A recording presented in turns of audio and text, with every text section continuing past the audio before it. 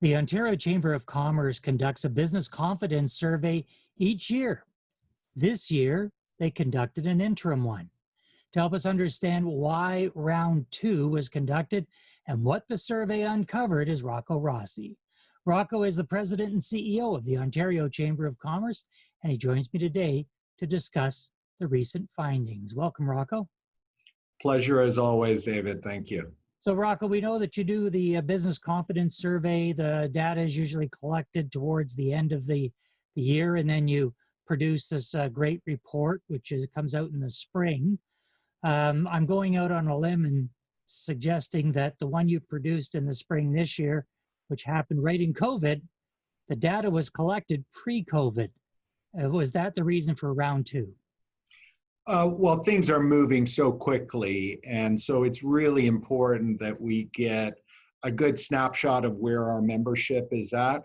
And as you know, Dave, because you and the Mississauga Board of Trade have been playing such an integral role in all of our advocacy efforts, governments are moving at a speed. It may not be quite as fast as we would like from a COVID perspective, but it's far faster than anything they've ever been used to.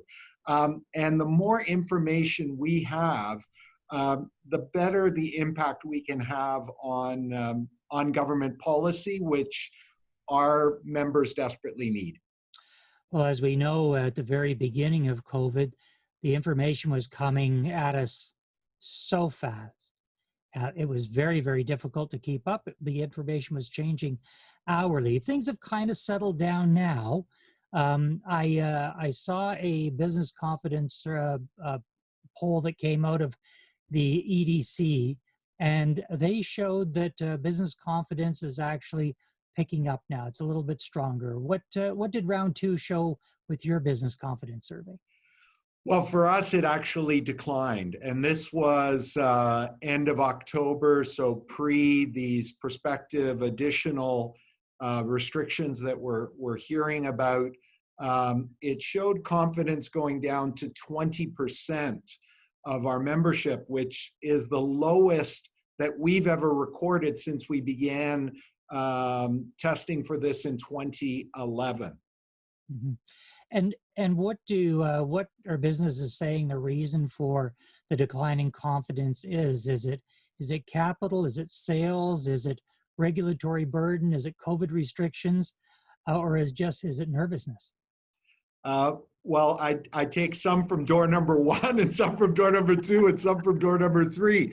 It's all of those things hitting at the same time. And quite frankly, the pace of the second wave, although everyone was told that it was going to come, I think everyone hoped that it wouldn't be as severe as it's turning out to be, and that's leading to a hit in confidence on the part, not just of businesses, but they see it in their consumers, people not coming to their establishments, not ordering, and with potential additional restrictions, despite the encouraging news on the vaccine front. We know that we've got many more months of this in front of us before we see it behind us.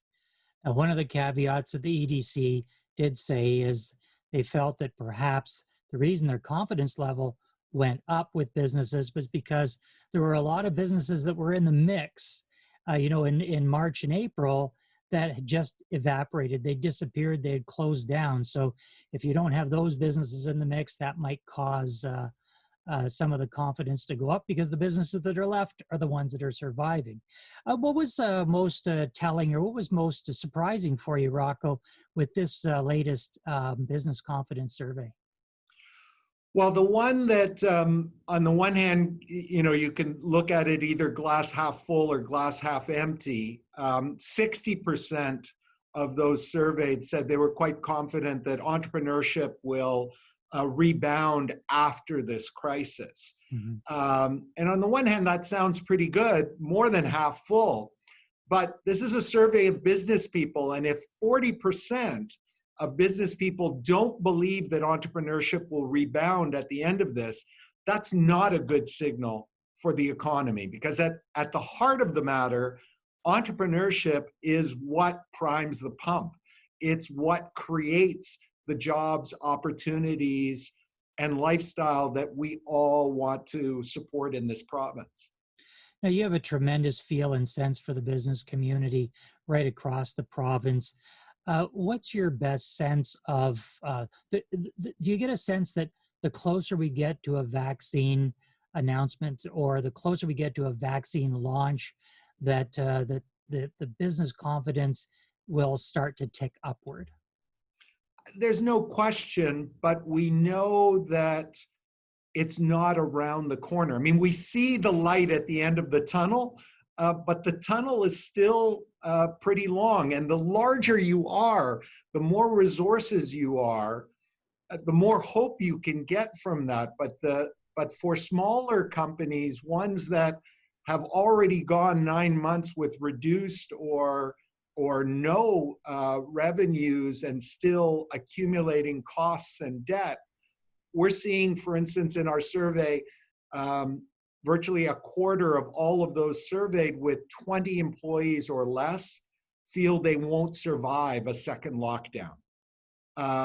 And that number declines the larger the company is. And clearly, as some people have pointed out, there's a K-shaped recovery. So there are segments of the economy that are doing incredibly well. I think of tremendous Canadian and Ontario success story of Shopify, and companies that have been able to digitize have done extremely well under the circumstances. But there's still a lot of pain to go through. And unlike the first wave, the second, where businesses, even smaller ones, had some reserve, some ability to add to debt load, et cetera, it is absolutely critical with the second wave that government speed up faster in terms of getting supports to businesses the moment they also add to our restrictions.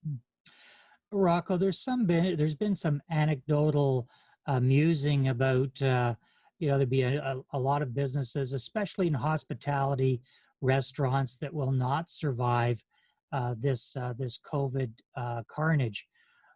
But there's been some comments around that the phoenix will rise out of the ashes, and that others will take the place of those that had gone before us in those particular sectors.